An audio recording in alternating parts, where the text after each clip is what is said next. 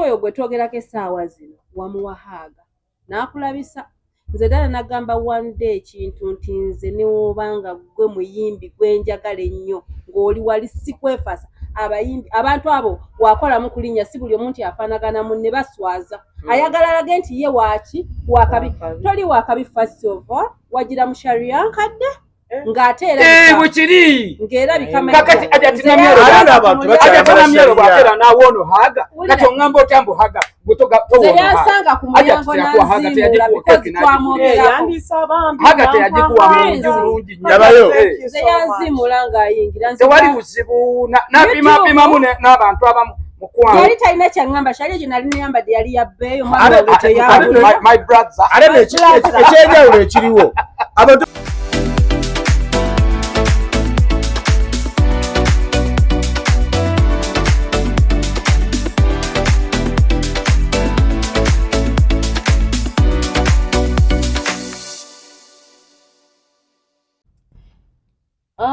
ladies and gentlemen, bana lunaku olwaleero nga tutandika leero tutandikidde mu vibe tuyina birthday boy. Olunaku lwaleero tugenda muyimbira muyire soda muyire ki yagwawo ebyo gyali mirembe gyedda ekikigwe bana eddaana tuyimbire ku mwana wattu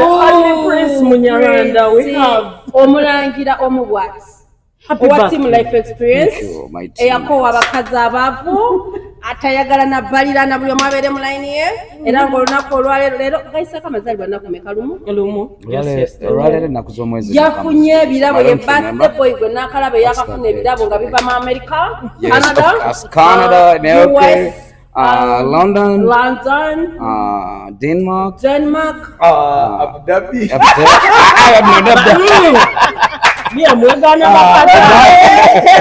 I didn't get any gift from from the Kadamas. A birthday yange iseke ennaku bbiri galiwo nga 21 omwezi ogwokusatu 26 walinazaalibwa abawala kwe bayayanira kati bafa byanakweddaga bebe ani asala keki yo bebe ani agenda nabagambye mwewumuzi kola birthday gye nakasoose okulaba buli lunaku okuva birthday yabeerawo tusala keki from different girls naye kugamba ebigambo bino ku ttiimu eno ababiri buli birthday zaabwe kubeera amakeeki agava ku pakalasisi manyabaawa nekirala abajjukira namumanya nnyo ne HCW akolanga busafu I remember bambadde t-shirt fanagana omwana yakwagala angana byakyukamu kati embeera eyo yali yakola bu surprise oli nakutwalayo n'olya n'onywa ne kati surprise bujja kusimu sendwave waliwo ke bayita MM either Airtel or MTN bwe message obukola ki mobile money no it's mobile money Airtel or MTN the message kati zenkola ki sendwave zo receiving asimanya Centenary Bank kebera ku account yo so yakyukamu olabe akasente okafunye kati ekyo kyekyenjawulo bwe kyakuba luli ate nalyanga buli nenfuwa n'okufuuwa nga byolidde okuwa naye nga tumuyimbireyo akayimba birthday boy njakuba neesimbe 1 2 3 happy birthday to you. Happy birthday to you. Happy birthday dear Riamu. Aka cocktail ke kange. Happy birthday to you. The birthday boy you want a cocktail away. Kati olunaku olwaleero. Yes. Ndi musanyufu nnyo lwakubadde birthday yange yayiseeko ennaku bbiri. Niba n'ebyana bya life experience mwanda z'omukwano. Ate njagala nkulaga obusinga awo naye tuba tulyawo nze amazaalibwa gange gakolebwa sirina kyemmanja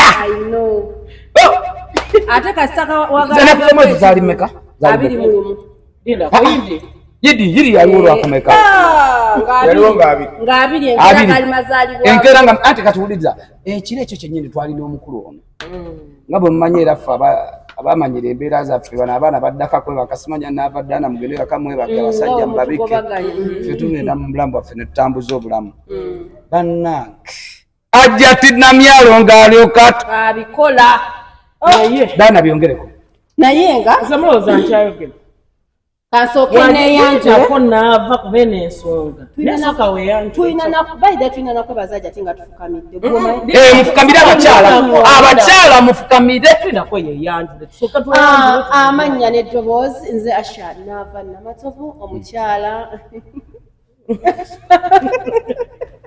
kulangirirako embaga mu linnya lya amiina nkitwale tewajjoshi yeyanjule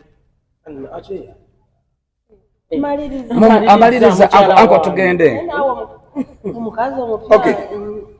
Ladies and gentlemen, I myself, Josh MC, the only amplified king around town, Kampala, Uganda, Yes. representing, of course, large of all the last life experience subscribers, of course, commenters, and of course, streamers, and everybody was doing right to see that this thing happens. but the Ladies boy and gentlemen, bamuletera if cocktail I'm introducing myself and somebody interrupts tawana my bakalabe Sorry.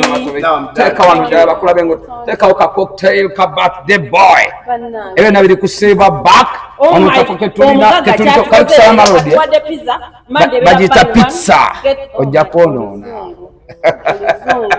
Diana soka weyanjule gwe amanya gange nze omumbejja Diana kanakulya ssebo w'ekibuga yes omusajja ate nga ndi ssebo mu Buganda mbasi yeah ekyo kiruma Josh naye tolina kyakunko naye wakakyala abasajja bame sibalina avaako Sebo linga wine. nze ndi ssebo ate katugenda kweyongerako ssebo wa Namyalo I know ssebo wa Namyalo ontegeera kigenda wafudde nga bakulisiza ku keeki nze mbadde neyanjulira naye kambaddemu abantu bange amanya neddoboozi President official omukyala omwami ateguye abakyala bamatako waliba ogambye omukyala omwami anti abakyala banyingira nnyo muntu nnyo w'abakyala bimuli byange ebyo naye bw'oba tolinamu tosembera timu yamwe ngimanyi muko tosembera simanya ate maama wange mulwadde mu kyalo kiri olindamu ate bikoze bitya no ffe please babatako wali Yes. patwavaamu naye baneebogera kufuna bulungi nva ku ssimu ne mugamba baby I'm done with data. I got data.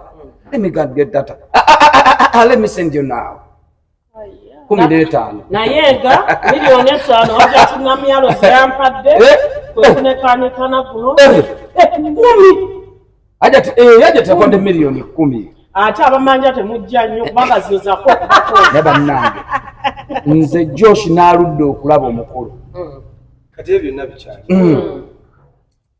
So kitwebaze Hajjati. Bana mufukamire abakyala mufukamire. Abaami tetweza. Bagamba ba. tusensebuse Bagamba we bati. Hajjati agunde Gunde. Hajjati Namyalo Hadija. Agunde gunde. Hajjati Namyalo Hadija. Agunde gunde. Hadija. Agunde gunde. Kati mwabagamba mutasobola.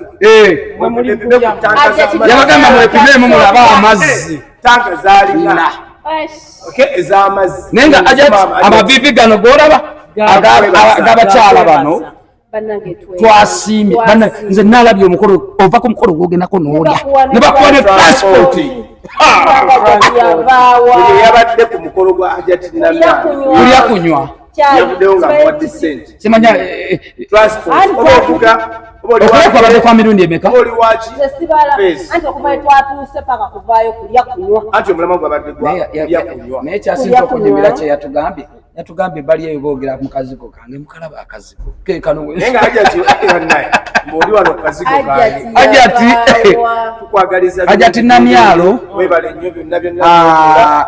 chairman chief muzukulu bane muwe bitibwa bye byonna chifu muzukulu chairman ONC Director ONCC byonna and of course Chief Muzukulu ate nga ne jjajja yamusiima emabega kaawo ate nga naffe twakkiriza ate nga ab'ennugu muli bakufa. ate nga timu life kale bannange ne Diana abadde ayagala kwogera alina obugamba bwagala ogamba Hajjati tumugambe Hajjati ekwagima bwe ntuukanga mu bwakabaka bwo natuuse mu obwakabaka obwasoose ennyama bwe ntuuka mu bwakabaka bwo ondabiranga ddala ekyambugo abadde kakojja kunfu ku luno bw'obanga ompa yiwa nga teweeyiwayiwa sigala gwerabira bannange gali lukazo bonna bayire wabula liri puzzle yatukola akabulu amago tetwerabira Museveni ankubidde essimu kale soko ogikwate ya Museveni endala Hajjati Namyalo bambi, thank you so much for the good heart, thank you so much for the kind heart. Ennaku 30 ng'osiibula abasiraamu each and every single ekyo nno kyanjawulo ekyo kyamaku nnyo ennaku 30 ng'asiibulula buli musiraamu. So it's a good thing era we really appreciate, and of course n'okola climax at your place. No, it is not easy okuyita abantu ewakaawo, but you give us space. enjunga toyagalira mulungi the house was so fancy. I liked the furniture inside, everything there. The interior was wow. Thank you so much for the kind heart. We really appreciate you, and we hope to see you again. Now, everybody yabadde ku mukolo yalidde yanywedde. I don't know how many times we yalidde. At the end of that day, no gamba buli afuluma gate. No more chat. Thank you so much. We love you. Kyenjagala obagambe Hajjati Namyalo si asinga okuba n'essente ne ku mutima alina omutima omugabi n'omutima omugagga nekatineewuunya abantu abo bamwogerera nsimanyi Hajjati banaika mbabuulira ekintu nze ku Hajjati Namyalo ngenda kufa omukisa tegusibirwa kkubo. Jajja waba yavaayo n'asiima Hajjati n'amugaa nti kati gwe awo wenkutadde. My friend, never banateekawo omuntu omulala, you're going to come and do the shit. You're not going to be Hajjati. Kino ekintu kigamba nnyo abantu. Be yourself, be real, be yourself. But you cannot be Diana, you cannot be Asha, you cannot be Josh, you cannot be Prince. Now, somebody who's fighting for the office, you cannot be Hajjati. Era bajja kuteekawo ebyokukula bikulebe. Museveni tasolanga agenda kwokyanga puzzle. Hajjati anti ono asobedde yakayingira anti uliriza omulina tugamba ebivudde wa Museveni naye nsonga nkulu president angana mwabadako okukyaza leka abaliriza Hajjati gwe okwaja soko giguse nabino bikulu anyway MC Josh Hajjati twakusiimye nnyo ffenna aba Team Life Experience Uganda nga very soon tujja ku office nga bwe wagambye abafa baffe baatuwalanye nno batandise tukonjera balugamba mugenzi wa Hajjati simanyi musasi soko bajjukize wali obagamba tugenda twabagamba wano tugenda. Do you know what it means somebody to call you like in the house home abala bagamba sanga ku office but a home it is not easy. You understand? Somebody's home is a private thing. Check it there. Private part. It's okay. So, and I'm like, you invited us at your place. Okay. We really appreciate you, Mama. Keep the good heart. We love you. Tuba tuli awo nga tugende ewa Hajjati. Ebyabaddeyo gabadde matiribona. Nalabye abantu. Nalabye abantu. Abantu be nalabye like abantu be nalabye kwegamba mulimu abantu abeefuulanga by then tiba superstar bakalinnyo chegedde nze tunatuukayo olaba abantu betwalabye nti no abeefuulanga babadde waawo bangi oshegera naye nze nabadde so surprise okulanga nabo bakwata content the likes of Abao yagwa Deno official yatugambye wabaddewo n'agamba Abao twakwatanga content nga ya approving ebiro naye obedde ali bwati kasimu n'agamba obwavu kibinyo eddeno nadduka nga naye akwata content nalabe ba tiktoker ababaddeyo but of course this time round guno mukolo ndowooza Hajjati era nga invitations we yazikola ki we yazireleasing alina byana na baana teyayise nnyo bano ba tiktoker batali useful bakuba nnyo no waliwo ba tiktoker batali useful nga bo banyimbe kunyimbe bako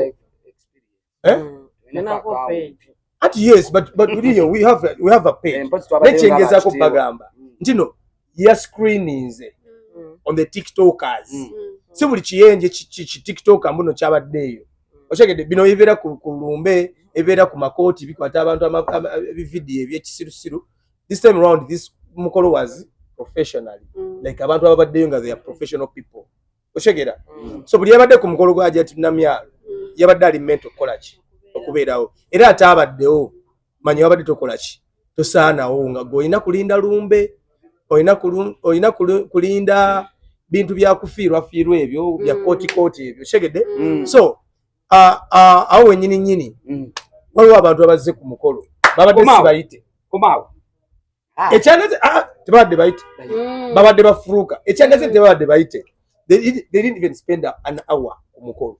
No, it was just like 10 minutes. Oshegede going inside, coming out, meeting someone there. Someone wanted to greet those people. Camera yabadde anonya camera nezadde anonya camera just emulabe ntino mukwano mu lugoye olukadde mu lugoye olukadde ate teri kiraga kintu kikadde nga lugoye adi wonna lwadde lukungi buseni nze Joshua ndaba wano sigenda kutambulira mu mabira ga muntu n'omwami ng'akutambulira mu mabina okimanyi mbu omukyala bw'akuswaza naawe omwami oswalirako okimanyi ekyo ate sokoleke Diana nakugamba tesiba ku bantu bana tewesiba ku bantu video yatambula ani gwe yesibyeko nera n'abantu yesibe oyo gwe mugambye tebadde muyite tebadde muyite singa yabadde muyite yali baddewo mpaka naye yapipiza obupipinzi just yabadde anoonyayo ka content kumulaga nti naye yabaddewo nga tetunnagenda wala waba yali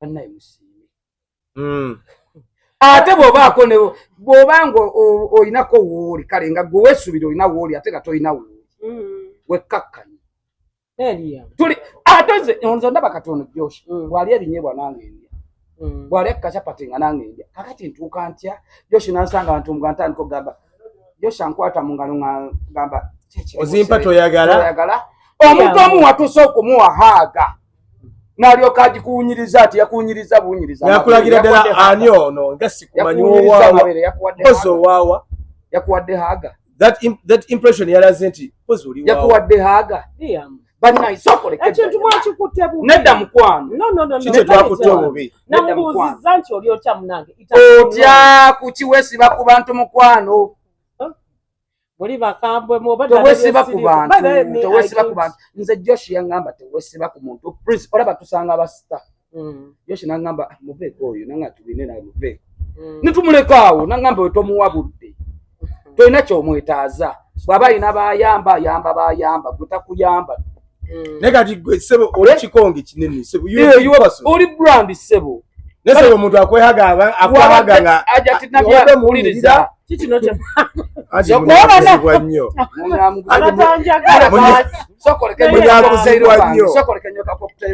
munyakuzibwa nnyo kookirabo okunywa byotamanyi haga ujo wabadde omuwunyirira no like namulabye naye ng'omuntu oyo mulina olugendo mutuusawo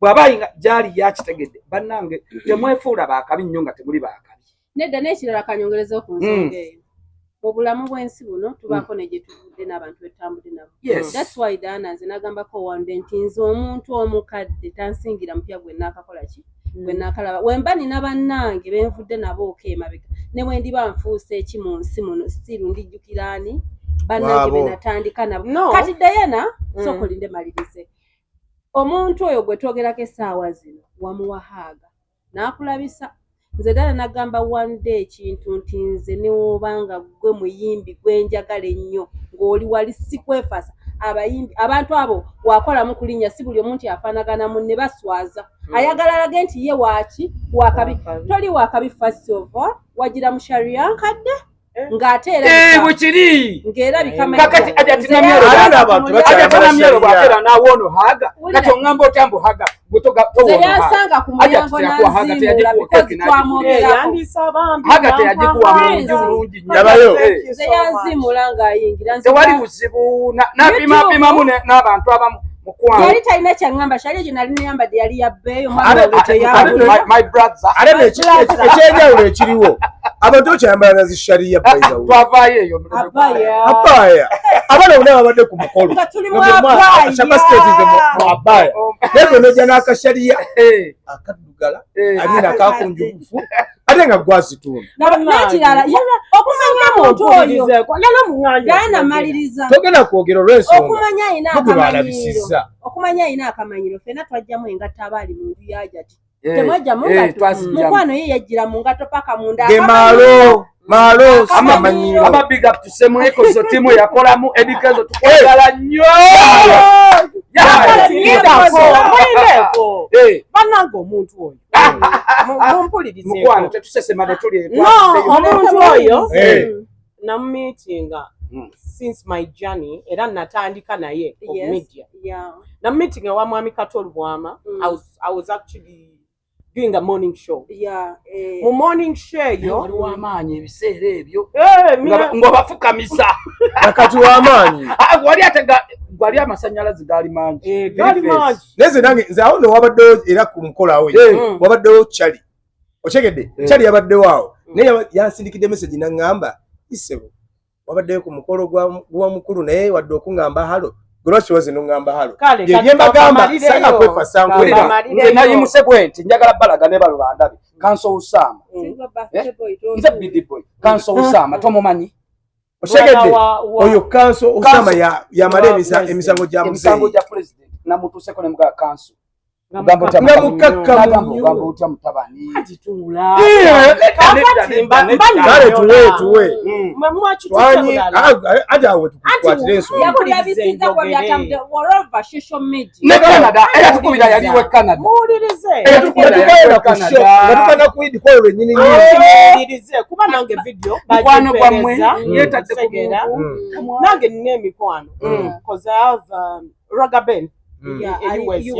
Yakalabye nangamba dana tukiddangamu ekyo naye nze I'm a free soul oba tondiiko tulina we twayita ffenna mbulamu bye sisobola kwerabira she gave me the confidence gye nkozesa kati okwogera ku media okitegeera so nze siina grudge na muntu however big you may be nze kankubuulire nze the agent antuukako n'afukamira because I was the first person namugamba nga nchakola lunch time show namugamba ogenda kubeera w'amaanyi era bw'afulumya akayimba nkubira nangamba mami owulidde akayimba kano era ne kakola so ekyo ekintu ekyo omuntu oyo kyeyakoze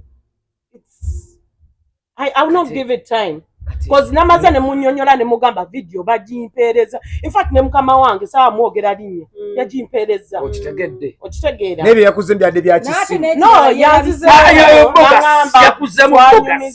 yakuzemu bogas internet oyo bogas yamugambye simanyi internet nze yita tekyanfuga gwe kati yabaddewo ku maaso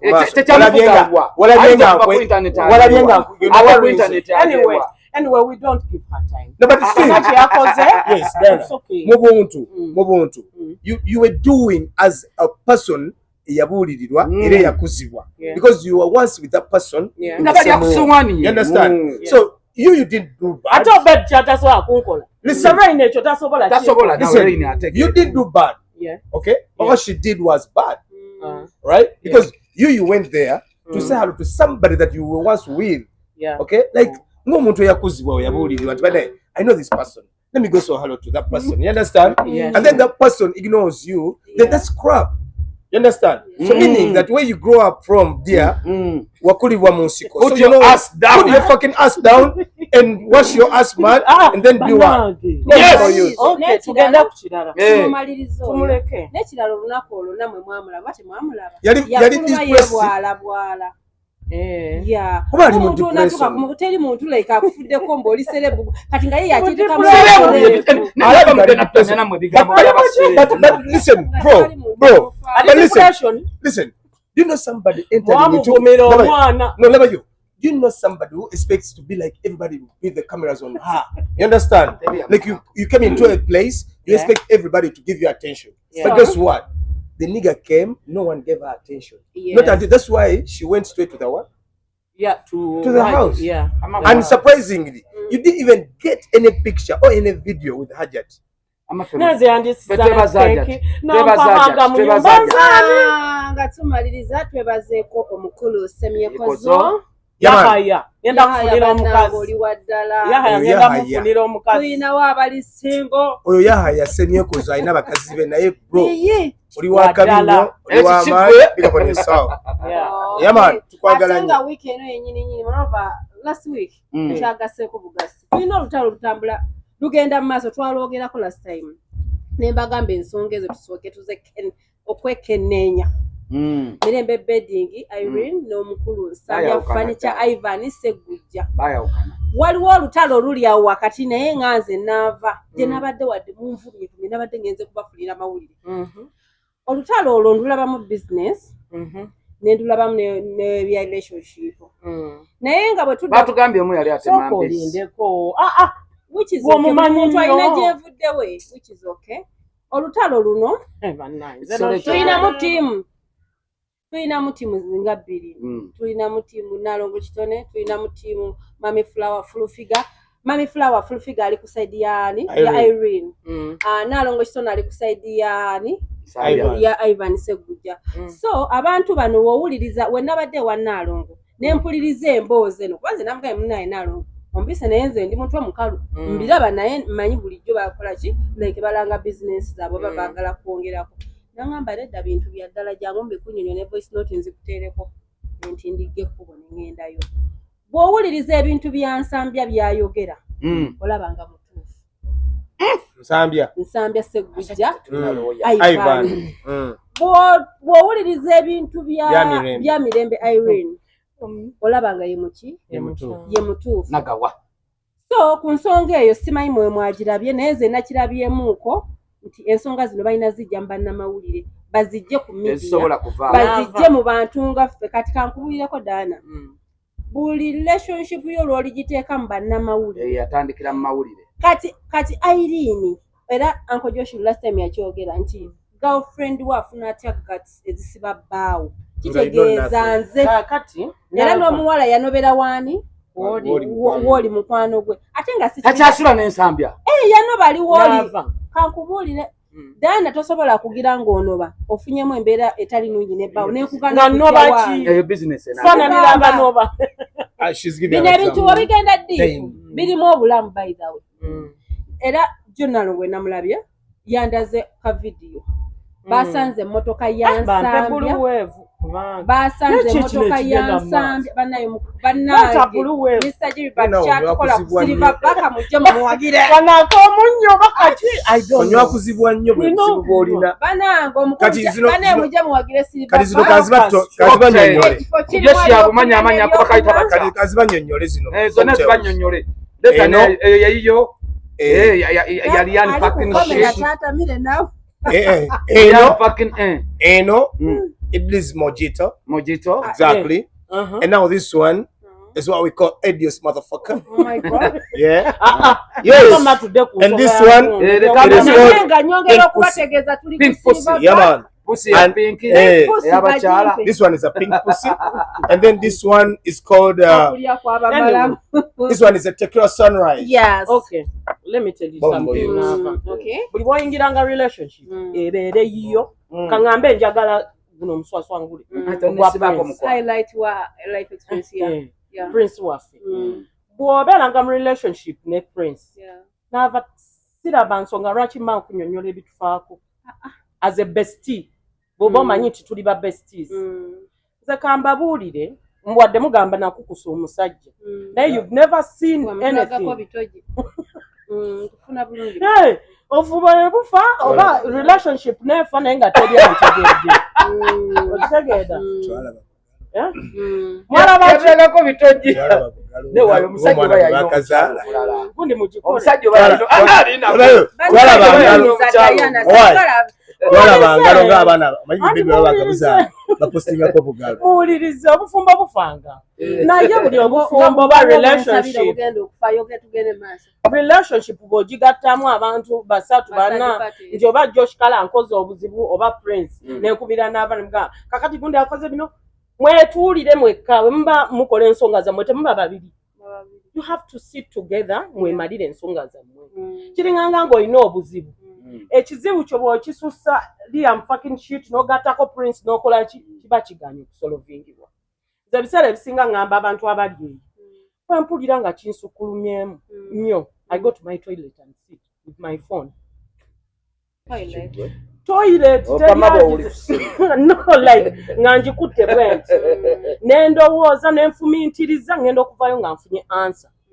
Okitegeera kati ekyonoonye ensambya n'emirembe mawulire nakusharinga nnyo ne best friend we batukuba nga bulijjo kyoshiza omusajja yantobezanga ebidongo naye guno omubiri bagukwatanga nze naakagejja nakadda walina stress nga gwe wali mubufumbo bakuba emiggo ate nze nali nkubera nnaliko so ebyo ebyokuba si kipya ate bannayuganda temukifuula gundi bakubanga okukuba omuntu lavwe gwomanyi akagundi bwe kanyuma ng'omaze nayenze omwana w'omusajja alinkubako abatukubye nava okitegeera but we've never gone out to the media or to our friends tubeera nga twogera gundi nankuba ebyo tetubikola ekirala abakazi abali kyemulina okumanya kyonna kye bakoze mukwano omumwasirika kuba basobola okukera ku makya ne baddawo naye nga Josh mwogedde bingi Prince ayogedde bingi ne baddawo ate n'ekirala omulenzi akyayagala omuwala nze RIP my granny mukyala kanaakulya muyita mujja wange kozize jjajjange ze nali mukyala w'omukulu mujjange yaŋŋamba buli ensonga bwetabuka ng'owuli oyagala kuvaako kwata eglaasi y'amazzi tekamukamu oli ne bwayomba ne bwakola ki nze ebiseera amanyi okumpizaamu eggaali naye omumwa gwange gwaziba ate n'okufulumako wano n'enkomawo ekyo nakyo kyampa confidence endala nti Prince toyinza kunvuma nenkuddamu okitegeera n'olugambo lususse ku gundi voice note zitambula zive eno zigende ebitundu by'ekyama bitambula bive eno bigende banaye tukooyi nesente ensonga naye ate nenyamirembe okubanga voice note za bbaawe ali mu mwegayira lwaki ogisharinga n'emikwano ku media kati oyo gayiwa media yani gwe yaziwadde miliyoni kati gwe kyoba omanya kiri bwe kiti nti no at the end of that day manyi eno ensi around like this. So at the end of that day people who are intruding to somebody's relationship you're going to become nuisance. Why? Because these people are going to go back in their bed. Okay? And then this is going to happen. Okimanyi nti no omukazi oba okimanyi nti no Prince takunjagaliza. Okay? So me I would give a suggestion nti if the matter comes out like that you have parents. Okay? I'm very sure your mother, your dad cannot spit out what you shared with him. Get yourself mugende waka. Uncle Josh, Yogera ne mama about what is happening. Because mama utasobola kuvayo najja nayo. Kubanga nzogera kugamba ekintu. Listen. Teri omuntu yenna a human being. Nobanga mama toyina mama, ganita tomulina. You have elders. Toli weka mu kika. Kankunyoye ku nsonga y'abazadde mirembe ayina bazadde be ne gundi ayina bazadde be. Abazadde nga bo balemwa. Gundi ani Ivan yazitwala ensonga. Ne banenya ku muwala teyawuliriza ki bazadde. Ati yazitwala ku side yani. Ati yagenda nalopo muwala byakola ewani. Ewabazadde b'omuwala. Nava. Nalongo kitone yagambye nti omuwala abadde akola ki. Kuba kati story etambula eri ku mulenzi yekka. Show the world. Voice note ze nawulidde gazera za mulenzi. Mirembe nsambya akuba mirembe. Anti era voice note nange najude nga msambya yetonda. Nga Irene amubuuza tewankuba yamukubira nsonga. Yamukubira nsonga naye ensonga gye yamukubira mbu yatambula ba yali Nairobi ayinako gye yali somewhere. Bwe yadda kati nga bwe nabeera mu relationship ngandi open ne gayi wange muwa password yange agimanyi kati gayi yatuuka ekiseera nga takyalina access eggulawo simu n'abuuza lwaki ngalaba mirembe akola ki akukuta nga wamanyi nga abakazi bayenze by the relationship omuntu yenna nga yenze omulaba yebwala gajjo neighbor oli ku side eri obadde ki nanze noshonye nakiva munange abadisatola gabetuula fe twogera kusanja mirembe netuve ku mirembe tudde kwedda munange mbunga atandika okukutakuta ng'atandika ng'oli amugamba mpa password lwaki wakola kikyokweka owulira kati mbu walingawo gayi abadde mbu bannaye byambu temuntuuza mu kigambo waliwo gayi abadde amulindiranga mu paakingi kati nga bamulabira ku kamera era mirembe yagambye mbu ani Ivan yali agala oba yamukuba Ivan n'agamba njagala tulabe kamera oba nina olunaku lwe nakera ne mukubako naye nga teyeegaana mbu yamusibirako mu nnyumba n'amuggyako n'essimu n'agenda naye nga tamanyi nagundi n'amusibira mu nju alabe oba taafulumemu mbw era ne besikasika ku geeti bwe buvidiyo bukola ki obuliwo naye mbu tamukubangako kati kyendaba mu relationship yo n'omukazi ono friend yalina obuzibu yaliikinze buli kimu kuba kati nze nsobola obeera ne danda nangamba akumanyira atya akuvuma ate kati nange ekyofunagazzivaayo talina magezi talina magezi muto naawe waliwo muto alinnyo ekitanda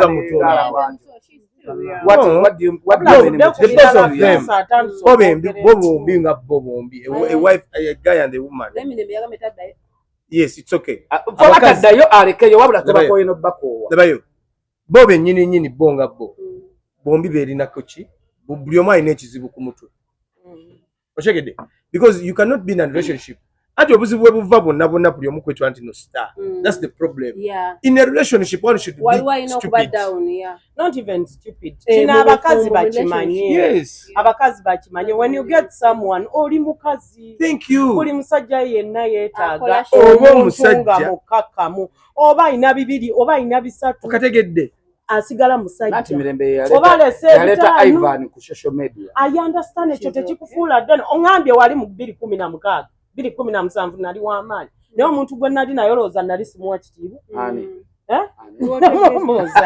yantomezanga ebigongo naye nga muwa ekitiibwa kye vaayo gamba abantu nti nayagala gundi mu kamera simulinayo I gave him respect ate nga yali tabeerawo saabakyala balina okuyiga nti omusajja asigala musajja ne bw'aba mumpi mumpi lwaki ogereza ku nsi ne bw'aba mutini atya kagoli k'enjovu he will always be the man oba naawe kyamukukwesa wali njovu so nze nga tugimaliriza the only thing I will tell you guys we are tired of you naffe tubakoye mufuneyo ku birala ebyokukola nze sigina kyengenda boogerako kapo tugibaddeko kati egenda myezi tugikoye oba baawukane bwe bali sife twabagamba beekwane byabwe naye nga mwami kijjamu mulengedde era twanguwa ekole ku mwami kijjamu ku nsonga ya mirembe ne Ivan Ssegujja nze mbagamba ekintu kimu mirembe my sister gamba ekintu kimu weesonyiwa social media voice note za bbaawo z'oweereza ffe ba in-laws my online in-laws tugenda seka Ssegujja Ivan ekisooka mukama ansonyiwe olina amalo ga mwana internet no njogera fact by the media olina amalo ga media n'ekirala va mu kamera kamera egenda kukozesa ensobi jjukira buli lw'oyogerera mu busungu basazino mwena mukyalina obusungu mugenda kwogera bingi mukyajjayo ebyama bingi so amawulire bannamawulire ababakubira bannange temugezaako bbawa akantu baffe twagala akantu katrendinge katambule ne muba mweswaza kapo yamwe mugizimbe bulungi mulina business wise ebagatta kati omuntu abadde awagira mirembe abadde awagira Ssegujja saawa zino mubeera mu mbiranyi bweti naffe like bafani mututama byantamye nabikoye naye nga ensonga eyo tugimaliriza soka tufukamire wansi twebaze ranks auto ogunde taata nafuna miliyoni 5 kusemu yange ranks moto auto ranks ondabiranga ddala nali nvuga ki motoka kije nasembayo vuga mukwano olimo benzamu mugambe tugenda awo sheddako tugenda kolerawo kibusamu tugenda nakawa nze nompa baka motoka ki taata nja kukulanga paka kufiirako naye ng'ogunde obubaka bwatuuse musoke mukayimbe ayi ranks gunde Ai sawa sana. Naye Ranks bannange. Bambi, thank you so much. Nze nkoyo limba abantu mbuna parkinze wali. Ngobejja. Ranks Auto yatugambye agenda bimala yabadde agenda n'omukulu Josh Eggulo. Kati mwebaze nze. Uncle Josh. Mzani abela mu office yange. Akameze ne kakola tululu. Mwebaze nze. Tata webale. Ogunde. Gwe ne bazabula. Ai. Ogunde tata munange. Mukama kuwa mukisa. Jamwe koti ne top. Ate kanebaze yetise obubaka. Abalala baziria ne mama nabadde mu office kange obubaka ne. Ate yakubye ekikopo. Ekyabadde ekizibu ekyo. Mugwano ndi ku cocktail. Ali ku cocktail. Oh my God. Oluganda. Omwaka okujja nkutwalako Canada. Abakazi obalaze. Ye mugagga ateeguyaguye yabadde bigambo bibiri n'atuwa set. Wamulabye nekwe napa atabagaga kugamba ebigambo bino kati yakoze ate soko gambe mulage yagambye ati yegede abagaga tebaba na bigambo bingi naawe yegede bigambo ebyo bebano namugambye nekwe bakubano namugambye oyo yabutema nagamba gambye eki najjayo kale na ate nava abadampa alinga yadakiga genda ku mulimba kwetaaga Josh Josh Nenga Josh nawe tukwebaza. Thank you so much. Ashanava omukulu Ranks Auto tumwebaziza nnyo Ranks tugenda kujja shop tugenda gikolera awo eddako we tunabanga twekutte bulungi kyemmanyi tugenda kwogeramu n'omukulu Josh connecting naawe then twabenga Josh twabadde tuli awo muyimbi nga yagwa Nedda basebo. Nedda omuyimbi yagwa. Oba muvaako muve ku set. Omuyimbi yagwa. Mwebava ku set tuleke kijja. Omuyimbi yagwa. Omuyimbi yagwa. Jangu ku set. Awo bava ku set vaako. Kasati na manager jangu. Omuyimbi wange temukuba. Omuyimbi yagwa. Mukuba nnyo naye yagwa. Jangu. Ani gwe suuta asabe namba. Agebe namba ku live. Mukulu Kijambu tusanyusa okulabako. Wanaye. Ngangudde ku basajja. Basebo. Nenza nzo ngoli. Kimmanyi. Ine ebibuzo bingi. Esebo. Naye ezimu ku answers nayise nazo. Esebo. Ekirungi waliwo ekintu ekyogererwa. Ekyeyogerera nga ekyeyogerera n'ekyogererwa kati ebyogererwa biba byakulimba tumuyina gwe mubadde mutunda wano nga gwe mutunda atundika mwami Ranks Auto okitegeera bigambo bibiri ng'oza ne gwe tugenda okwogerako atundika yali naye katakyali kati wakwogerera nnyo mukulu Kijambu tujja tuukawo naawe kati wakwogerera nnyo tujja kutuuka okyegedde director kansoke njogera naye takitegedde gwe kyoba omanya kiri kimu kino waliwo abantu abamu kati sembere eno Prince mukulu Kijambu kati pana etudde y'abasajja njagala kukubuuza ebibuuzo byange bye nnina atubuulire eri omukulu manager Kijambu. It's first and foremost jebale ko ssebo. Kale era webale kujja. Namwe mwebale kuddukanya mbalengirako.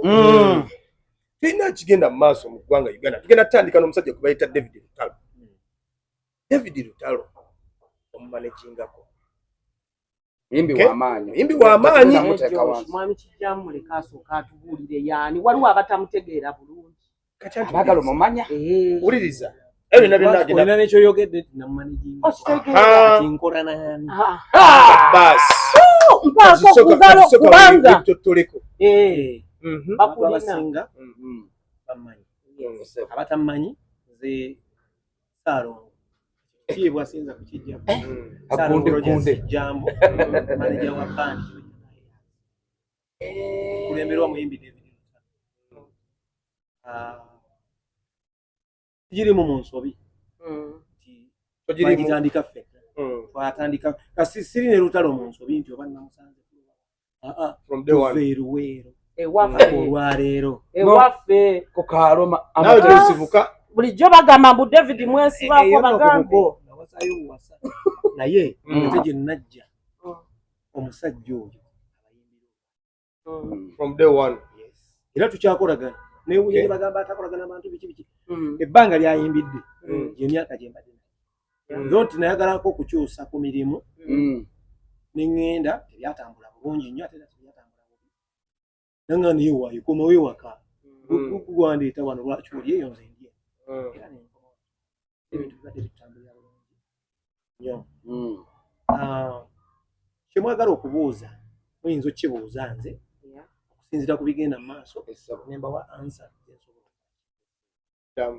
okay tutegedde bulungi wali mbadde kuvuze speed ningamba wali okola naye era sibadde mukyamu kubanga olina wewavaawo exactly wajja wabala now ekigenda mu maaso right now omuyimbi waffe wetumwagala muyimbi w'amaanyi what really happened kye kyatuukawo okubeera nti nno ali mu embeera state gy'alimu right now nti nno David Lutalo ye muntu gwe twali tumanyi nti nno buli lunaku kuva Monday to Monday alina show kati zaalazeewo buva Monday ku Monday alina ekivulu kansooke nkiralifayinga akantu akasookera ddala okubalowoozesa titalina show entandikwa y'ebintu bino byonna kantandikire ku ekyo then tunaddayo empola tusooke tutereeze kino nti David Lutalo yabadde twatadde oluyimba last week wali wakutaano ng'omuntu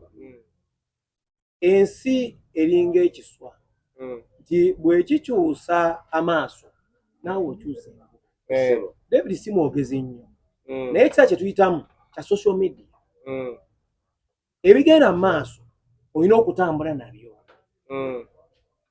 bwe yatadde oluyimba yagambye nti ndaba bannanga abamu nga batadde ennyimba n'akolayo ka live n'ayogerako n'abantu yataddeyo live twagirangira ebbanga yaba yagitaddeyo n'agibeerako n'ayogera n'annyonnyola abantu byaliko n'ebitambula nga bwe bigenda mu maaso naye bwe yabadde amaliriza wali yamubuuzizza nti omuntu akwetaaga akufuna atya kati kwe kuddamu naga nti omuntu eyeetaaga okumbuukinga n'abawa ennamba eya management esookerwako era ennamba erudde mu bantu ebbanga lyamaze nga waali ennamba gye tukozesezza ng'ogyeko eyange eri personal naye waliwo ennamba yaffe eya office bwe yagisomye olw'okuba nti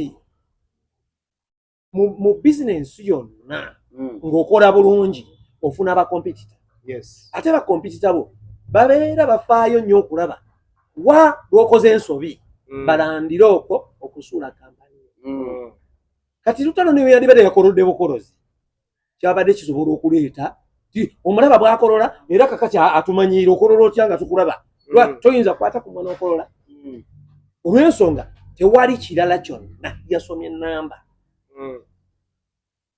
obubinja ne buvaayo obukuukulu ne buvaayo yagwa kakati kyafuna mirimu otandise n'okusoma ennamba yo yabadde mbagala asome ki in fact ennamba gye yasomye si nnamba ye management kati mukulu kyejjamu awo wennyini oyogedde bulungi nogamba mulina management omuyimbi nga David Lutalo it is a big brand okay was it the right time oba was it the right thing him to come out natandika okweyogerako nga yo muyimbi okweyogerako nga balina byebamubuuza yabadde ku live ng'omulala yenna ow'omulembe live etalinkake yagambye ennamba yange eri 0 bikoze bita mumpe ku mirimu bannange mumpe David Lutalo mukwano buuzi David Lutalo ayimirira mu kamera n'atandika okugamba bannange mumpe ku mirimu nsaba ku mirimu how many artists manager kijambo njagala tutena artists bana abanene ekyo ekintu kyomwogerako kirina obujulizi video tuyinza okuddamu n'otugiraba ne tulaba akantu ako nga mwekali ng'asaba emirimu n'aganjagala ku mirimu yagambye abampe emirimu eno y'ennamba kandi nayogerako nti mumpe ng'agisaba ndi mumpe yagisabye eno y'ennamba yakomekereza agamba kakati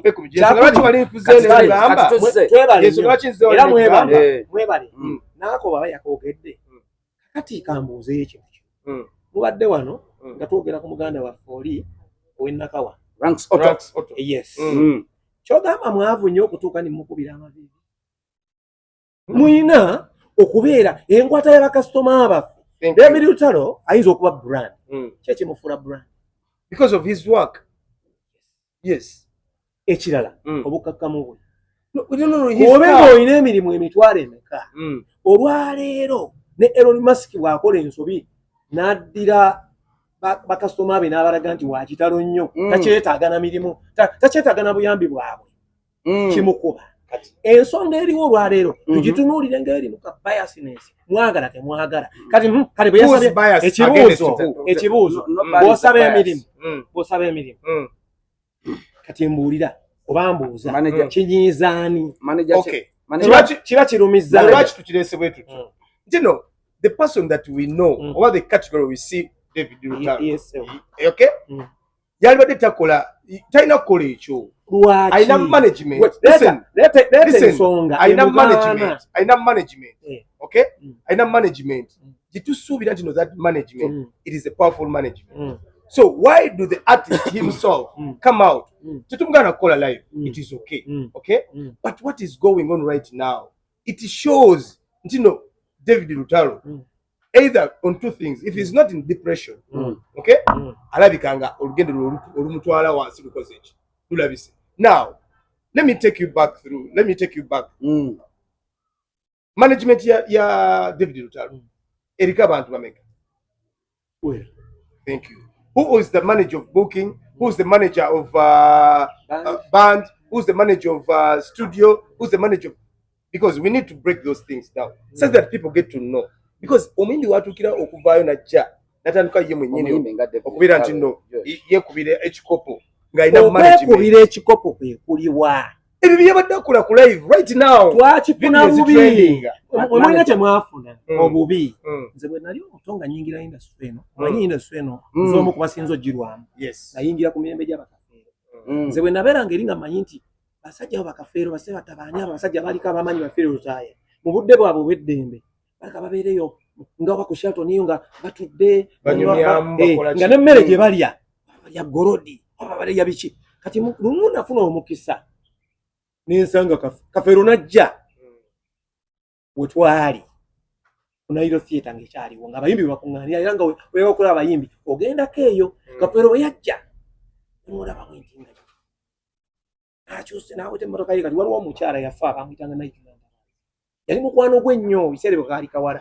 n'amuyita n'amugaa nti badde enjala enzita nfunirako kali akange ngamba nabwo omusajja ono nfunye omukisa okulaba kikyalya kubanga ffe tulowooza nti bo si bantu nti era ekyogerwa abantu ba bulijjo muyita tateekeddwa nakyogera mwe kye mwagala okuteekawo kafeero yasaba ebyokulya saabitegeera naye oli yali amanyi koodi yeetoolola bw'atyo manyi kye yaleeta leeta muwogo ow'embajjo kuliko ebijanjalo ku bbali bitono nejjobyo kati nze mu ntegeera yange bwe nali mpeka feera ekitiibwa nawulira nga nengamba buli oyo ali ebintu nebisiinza kulya naye nga neerabire naye muntu ebyo byakola ki manager kijambo olwaleero mmalayo kano katono Lutalo waabanga yasabye emirimu nga kyekimuvumya then abantu balina ekizibu tebamuvumye gwe tonnamulaba fetulumirirwa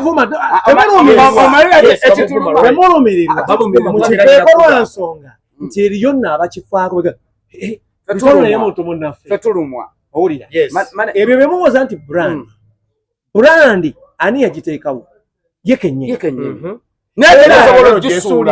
osobola ogisuula nkubuuza ekintu kimu tewaliwo kitaguwa Thank you. Era kamagambo n'ekira. Naye ate oba n'abawabuzi. Era kyemwogera kiyinza okuba kituufu. Naye bw'obanga tomuvumye. Olwaleero gweyagala kuwabula. Yandikoze bw'ati ne bw'ati. Kikyo yagala. Genda ku mikutu egisinga. TikTok z'abantu zirimu kukula. Nga bavuma omuntu awatali. Era leero yavuddeko ku mulamwa. Najja n'ayomba. Ng'abikooye. Awo tugenda kujjawo kisooka olindeko. Kutegeera nti bw'onoonyereza ekibi namwe kenyini twogera wali ne mukiwuliramu mu mutima ne mubuuza kati nze ndi mu kuwakula kijambo either ne Lutalo nti akale kiwakoze si gwoba wali badde olina kikola oba kyoba kimuddembe kyogedde bulungi naye eriyo abaavuddeyo nga bakambwe ennyo naye nga bw'obuuza tebamuvumira n'olwaleero kikubula ekirungi ensi tekyali mu mbeera y'emu ky'abantu tebategeera bwe batyo era tojja kusanga mbu abantu bamukyaye olw'okuba ekyo waliwo abajja okumukyawa nga bwete embeera buli kintu kyonna kiba naye waliwo abajja okusigala bagambe tuddeyo emabega yakoze ekikulu kati awo manager Kijambo mbadde jamubuuza Josh manager Kijambo nina abayimbi abanene nga bw'omamanyeera njagala oveeyo ombulira omuyimbi eyajja ku social media n'akola nga Lutalo bwe yakoze bazirina bakola live ne bw'otuuka ku ky'okubasaba ennamba bagamba look for my management babeera ku live olaba King Sir abeera ku live 24/7 naye talisomera mbwe mpa ku nnamba agambirawo noonya manager wange sinze nkola ku ebyo kati ekyenyambe ekyo era awo njagala okutereeza ennamba gye yabawadde kebeera interview zonna ze tukola for the last 10 years to 15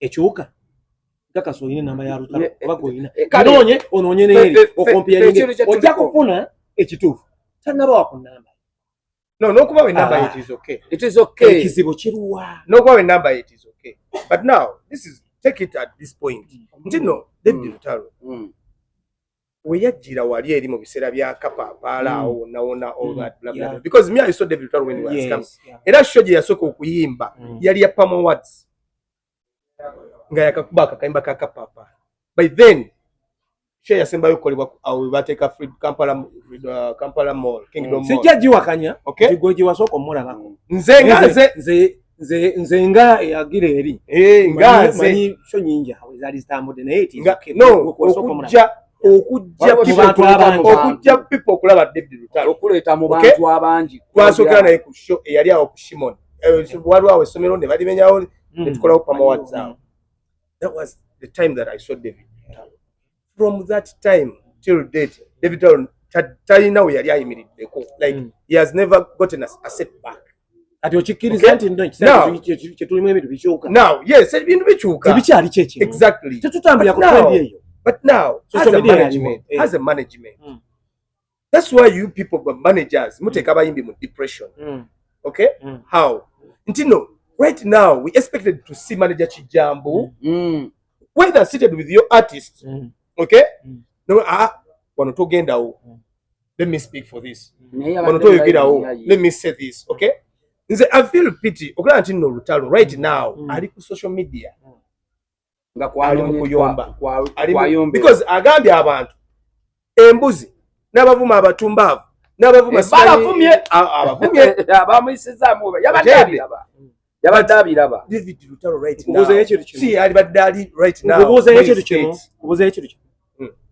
kyogamba David Lutalo okuba omuyimbi omulungi n'owegonjebwa kimuggyako okubeera omuntu nedda sebo he can even fight that one I know but tulabye ab'amateeka nga bwe banyigirizibwa yasoma amateeka kimeni kyagenda okukola kimusibye wesanga naye avuddeko n'ayoola omuntu ekyo nali ndabyeko ku mulamuza yali alwanyeko mu byafaayo gy'alira bwe kikeberako gundi kwekiri naye ng'amanyi n'ebiddirira naye muntu olugero olwebaga nti bw'onyigiriza ennyendo ogireeta omusayi otegeera awantu we tuli sagala tubuzeebuze bantu Lutalo bamunyigiriza ebbanga ddene omuntu omu ye alina kyayagala Lutalo ayogere ani amunyigiriza manager waliwo akabinja ke tutamanyi n'abakasasula tetubamanyi ate era abamu baagala nnyo okukyakwagala okukirereetinga n'ebyobufuzi nze ndi manager w'omuyembe navudde mu kkomera embalala nze omu ku baakwatibwa embalala mu bayimbi abangi abaliyo sorry mu campaign mu baakwatibwa abangi ennyo era mbadde ntambula principal sinza nakyegaana era n'omuyimbi wange akimanyi naye ye ng'omuntu yagamba dde wano nagamba nze sirwa byabufuzi owulira oluusi nyinza okwogera ekigambo ku saidi yonna gye mbapagidde nekikola ki nekinsibya n'okunsibya kyakubiri ndi muyimbi owulira nyimbira abantu bonna kati oluusi osirika n'ogamba kino nkikwate ntya naga kansigale mbala nakalulu kamu kansigale muki wano abantu bagati olina okuvaayo yogere lwampaka kino nekino ekiri naye nga abasinga okuvaayo abamu obasanga nga newabeera tetukola kitumanyiiwo naye abantu abamu batya olwokuba balina adresi okola ensobi nti bakukima tewali atakimanyi ekyo Lutalo owulira n'asirikira gyali naye nga si mu bubi tannavuma era nze totulaba olwaleero ntutukwatagana singa yavuddeyo nga baavumye principal oba nga avumye president Museveni ebyo byo mugamba wootuuse wanvuye nnyo naye wano abantu balumba omusajja kati right now ayimba obuyimbi ennyimba ze waliwo ne bamutulumbako tutayimbanga oluyimba lwa Sifago ayina ennyimba nnyo ezina kye zitegeeza owulira olwaleero bw'oŋŋamba nti tutatayimbanga kuluyimba lwa struggle kiringa ng'omuntu eri omuntu awemula direct niye obaawo omuntu awemula ng'ayise naye nga naye aba awemudde kyogamba n'ennyimba za struggle zirina kubanga oyogera direct it is not a mandate kati ekimuvumya it is not a mandate Lutalo okubeera nti yayimba struggle ba yayimba struggle you understand but what we are trying to say if we go to into politics Lutalo lwaki there's a waro sage ya fuluma but then oba lwali luyimba ki actually there's a song that he sang when we rumudetira mukko actually ne kubize luyimba ki waro ekigambo kya yogira ekyo nakyo nkiddamu twali mbalala eddeti sinza girabira nkibanyumize nze mba nkireeta ennaku z'omwezi zaali nga 14 twakola nga 14 embalala bino byetukola lonki nti tutandika Friday sooka tukola main tugenda obaye mukono actually mwalimu extra shows tuvaayo then Friday dako tukola nti oba lyantonde tukola Saturday nti oba mbalala bwe bityo katwali mu kintu ekyo bwe kityo kati nze nali ngenze ku ground eggulo limu ng'enjalo tukola era nali ku drive nga ngoberera drive nvuga njivaako emabega ne wabaawo abayimiriza drive ne babuuza mukama wammwe atuuse nga bo babuuza muyimbi ne baga nti mukama waffe wuuyo mukamotoka emabega ne bajja we nali ne bansaba abantu abo okuyisa akalango mu kivulu kyaffe ne bw'okinoonya ku likodi enkeera waalwo President Museveni yali agenda kugulawo akatale owulira ne bansaba Lutalo ayise akalango muki ng'ayita abantu b'embalala ku shoyi kuba bakimanyi tugenda kuba n'abantu bangi nababuulirawo ne mbaga tayinza kiyisa mukama ona nga tujja kuwaayo ku sente tulina $5 million nga waliwo ne bando ne mbagamba tajja kukyogera lwaki mwamugano kyogera no kubanga ye ku stage etayagalako ki politics was it enkeera wa yes how they were opening a market for the whole people kusaidi ye yewala nnyo ebintu bwebityo kyogamba nti ku bantu bonna ababadde bayimba nze mbadde mwavu mu kalulu konna kampeyini yonna egenze maaso naye nga n'omuyimbi ayina ekitundu ky'oluyimba abadde ayimba wamu n'afuna sente nnyingi mumadde muziraba kyoga sibadde na muyimbi wamulabayo tumina we muyimbye ku laale yonna nzimanyiro zimanya ze yayimba laale ya nayebale presidential bw'obanga olinawe wamulaba abantu wonna omukono gwawe gwe bosooka okutema tonsanyalaza kutema awantu wonna kyogamba wa wansi nnyo okuba nti yali yetasaanidde okay putting that aside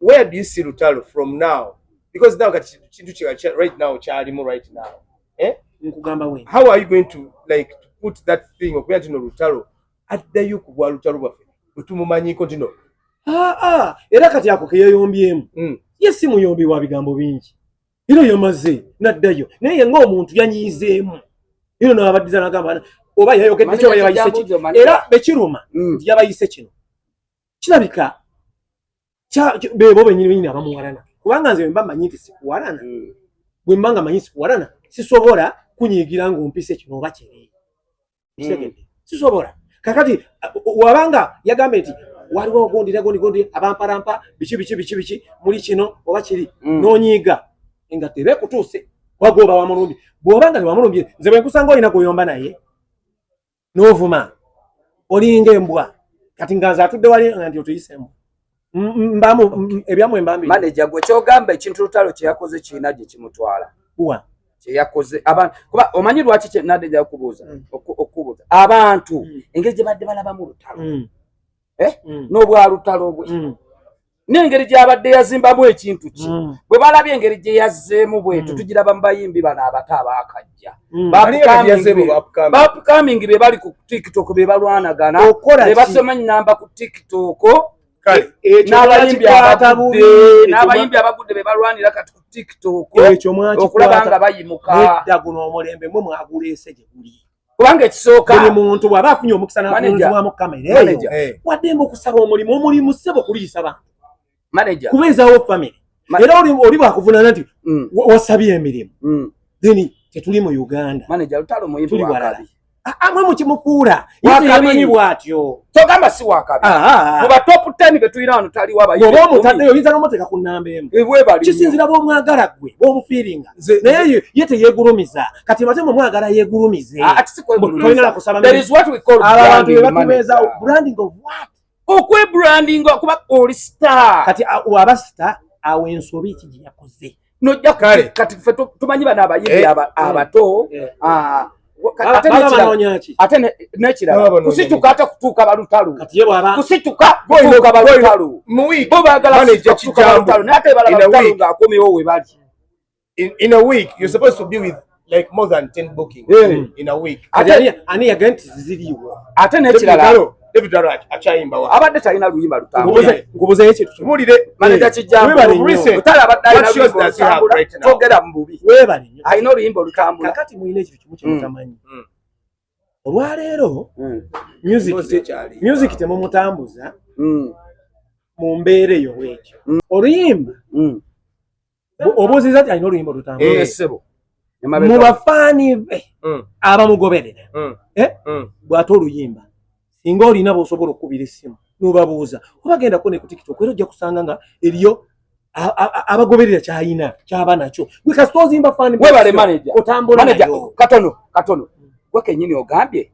essaawa zino ensi yakoze eki yakyuse tubeera ne trending songs ku TikTok challenges agiyinawa webale nnyo kyogamba agiyinawa webale lindako kyogamba nti tutalo bwe yajja ayina gwe yakola naye endagaano nti nze nina okuba ku top y'abalabi kati no kati kankubuli kati kanjogereyo n'ekyamange njogera fact yes olaba music wa Uganda ekimu ku musuula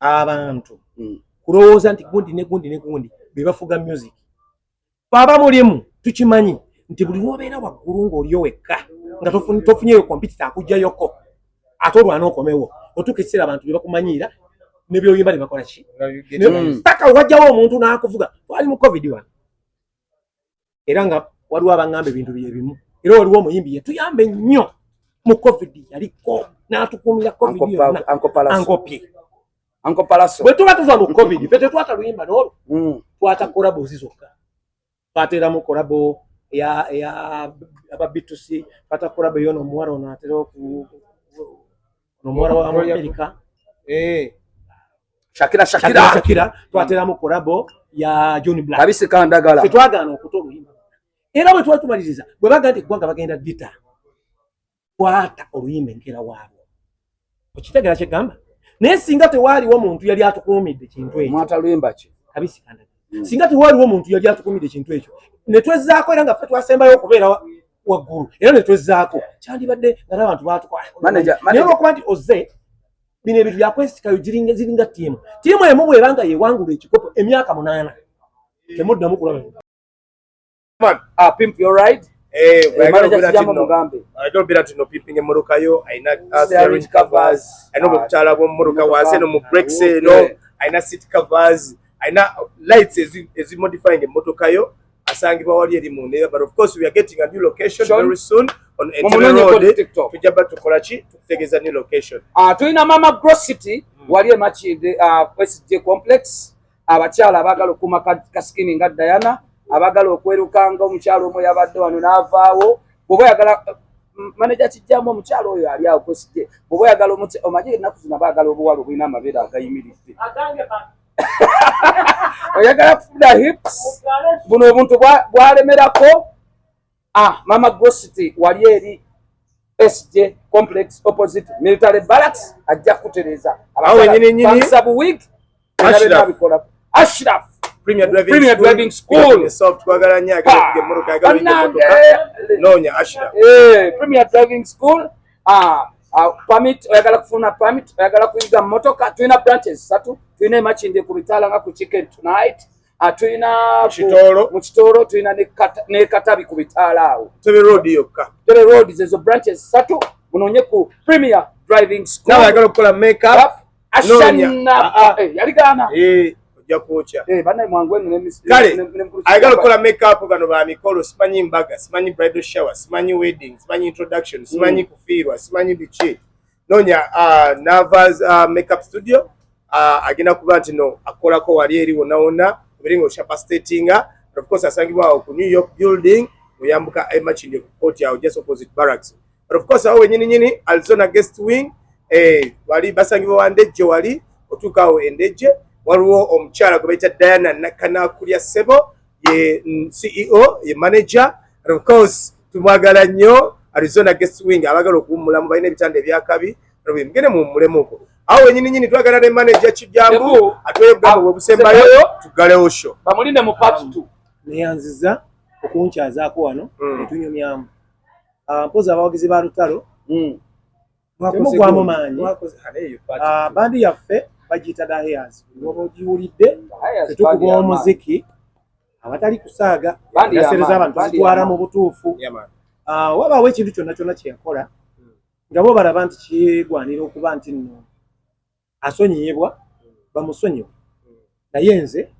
lwange sinakiraba era ne guno omulundi ebiriwo bw'abanga alina namulabye yanyiize naye ndamuwagidde wadde saani muwagidde banga ebyo yonna abadde mukkakama naye baba yayombye bekikwatako babeetereze ng'abantu bekitakwatako bannange tubasaba mutusonyiwe tetusiiwukangako mpisa era si musiiwuufu wa mpisa omusajja abuulirira anyumya n'abantu akola buli kimu so nze nno mbadde mbategeeza ekyo kyokka nti mpozi mbayita n'ekyengera ku idi enkero idi yawedde ku Easter Monday pozi ne Easter tujja kuba ew'obulenzi awo ku Passion Hotel bajje batuwagire ebisigadde buli kimu kijja kugenda kyetereza kyokka kale awo nyini manager tugenda mweyongeza mu part 2 there was part 1 we still have a long story to discuss with the manager about music industry not only Lutalo yeka but all the music fraternity yes and of course association yaba manager yajigula so we'll have a discussion with him. Ladies and gentlemen, thank you so much. We love you. And of course, we say have a blessed day.